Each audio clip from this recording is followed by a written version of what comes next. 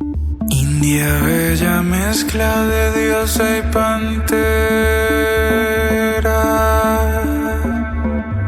doncella desnuda que habita el Guaira. Arisca romanza, curvó sus caderas, pintando un recodo de azul Paraná. Montaras india, manceba de la raza virgen, Eva Guayaquil.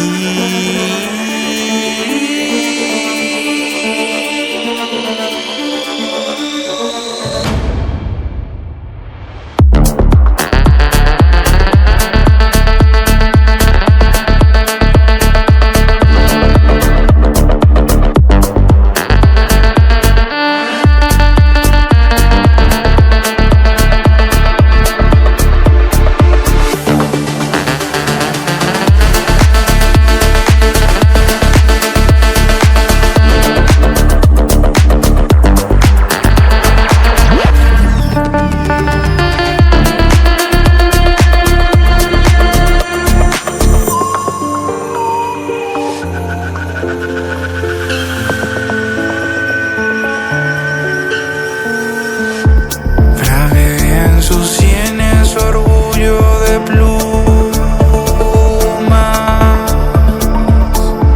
su lengua es salvaje, panal de Irusú. Collar de colmillos de tigres y pumas, enjolla la musa de